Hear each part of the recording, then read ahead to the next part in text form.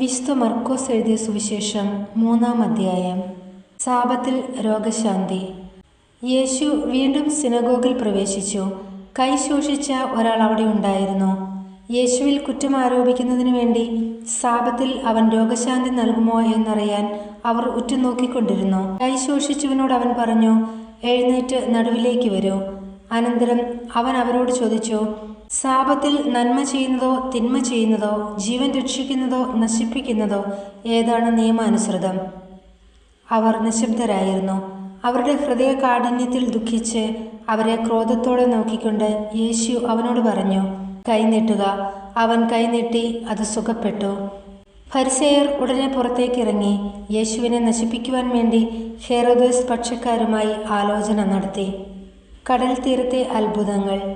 യേശു ശിഷ്യന്മാരോടുകൂടി കടൽ തീരത്തേക്ക് പോയി.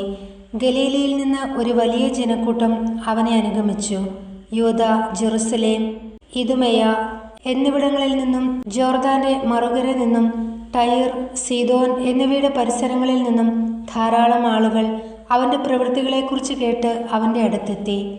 ആൾത്തിരക്കിൽപ്പെട്ട് ഞെരുങ്ങാതിരിക്കുന്നതിന് അവൻ ശിഷ്യന്മാരോട് ഒരു വള്ളം ഒരുക്കി നിർത്തുവാൻ ആവശ്യപ്പെട്ടു. എന്തെന്നാൽ അവൻ പലർക്കും രോഗശാന്തി നൽകിയതുമൂലം രോഗമുണ്ടായിരുന്നവരെല്ലാം അവനെ സ്പർശിക്കാൻ തിക്കിത്തിരക്കിക്കൊണ്ടിരുന്നു. അശുദ്ധാത്മാക്കൾ അവനെ കണ്ടപ്പോൾ അവൻ്റെ മുമ്പിൽ വീണ്, നീ ദൈവപുത്രനാണ് എന്ന് വിളിച്ചു പറഞ്ഞു. തന്നെ വെളിപ്പെടുത്തരുതെന്ന് അവൻ അവയ്ക്ക് കർശനമായ താക്കീത് നൽകി. അപ്പസ്തോലന്മാരെ തിരഞ്ഞെടുക്കുന്നു. പിന്നെ അവൻ മലമുകളിലേക്ക് കയറി തനിക്കിഷ്ടമുള്ളവരെ അടുത്തേക്ക് വിളിച്ചു. അവർ അവൻ്റെ സമീപത്തേക്ക് ചെന്നു. തന്നോടുകൂടി ആയിരിക്കുന്നതിനും പ്രസംഗിക്കാൻ അയക്കുന്നതിനും പിശാചുക്കളെ ബഹിഷ്കരിക്കാൻ അധികാരം നൽകുന്നതിനുമായി അവൻ 12 പേരെ നിയോഗിച്ചു.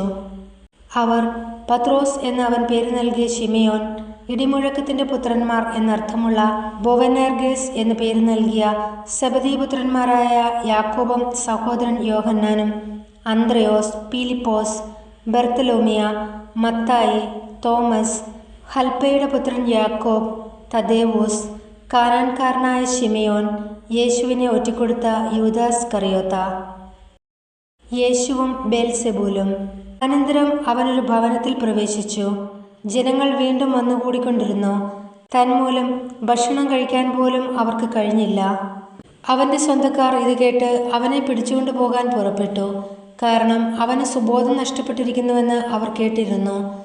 ജെറുസലേമിൽ നിന്ന് വന്ന നിയമജ്ഞർ പറഞ്ഞു, അവനെ ബേൽസെബൂൽ ആവേശിച്ചിരിക്കുന്നു. പിശാചുക്കളുടെ തലവനെ കൊണ്ടാണ് അവൻ പിശാചുക്കളെ പുറത്താക്കുന്നത്. അവൻ അവരെ അടുത്തു വിളിച്ച് ഉപമകൾ വഴി അവരോട് പറഞ്ഞു, സാത്താൻ എങ്ങനെയാണ് സാത്താനെ പുറത്താക്കാൻ കഴിയുക? അന്തഃഛിദ്രമുള്ള രാജ്യം നിലനിൽക്കുകയില്ല, അന്തഃഛിദ്രമുള്ള ഭവനവും നിലനിൽക്കുകയില്ല. സാത്താൻ തനിക്ക് തന്നെ എതിരായി തല ഉയർത്തുകയും ഭിന്നിക്കുകയും ചെയ്താൽ അവന് നിലനിൽക്കുക സാധ്യമല്ല. അത് അവൻ്റെ അവസാനമായിരിക്കും. ശക്തനായ ഒരുവന്റെ ഭവനത്തിൽ പ്രവേശിച്ച് വസ്തുക്കൾ കവർച്ച ചെയ്യണമെങ്കിൽ ആദ്യമേ അവനെ ബന്ധിക്കണം. അതിനുശേഷമേ കവർച്ച നടത്താൻ കഴിയൂ. സത്യമായി ഞാൻ നിങ്ങളോട് പറയുന്നു, മനുഷ്യ മക്കളുടെ എല്ലാ പാപങ്ങളും അവർ പറയുന്ന ദൂഷണങ്ങളും ക്ഷമിക്കപ്പെടും. എന്നാൽ പരിശുദ്ധാത്മാവിനെതിരായി ദൂഷണം പറയുന്നവന് ഒരു കാലത്തും പാപത്തിൽ നിന്ന് മോചനമില്ല. അവൻ നിത്യപാപത്തിന് ഉത്തരവാദിയാകും. അവൻ ഇങ്ങനെ പറഞ്ഞത് തനിക്ക് അശുദ്ധാത്മാവ് ഉണ്ട് എന്നവർ പറഞ്ഞതിനാലാണ്. യേശുവിൻ്റെ അമ്മയും സഹോദരരും. അവൻ്റെ അമ്മയും സഹോദരന്മാരും വന്ന് പുറത്തു നിന്നുകൊണ്ട് അവനെ വിളിക്കാൻ ആളയച്ചു. ജനക്കൂട്ടം അവന് ചുറ്റും ഇരിക്കുകയായിരുന്നു. അവർ പറഞ്ഞു, നിന്റെ അമ്മയും സഹോദരന്മാരും സഹോദരിമാരും നിന്നെ കാണാൻ പുറത്തു നിൽക്കുന്നു. അവൻ ചോദിച്ചു, ആരാണ് എൻ്റെ അമ്മയും സഹോദരങ്ങളും? ചുറ്റും ഇരിക്കുന്നവരെ നോക്കിക്കൊണ്ട് അവൻ പറഞ്ഞു, ഇതാ എൻ്റെ അമ്മയും എൻ്റെ സഹോദരങ്ങളും. ദൈവത്തിൻ്റെ ഹിതം നിർവഹിക്കുന്നവനാരോ അവനാണ് എൻ്റെ സഹോദരനും സഹോദരിയും അമ്മയും.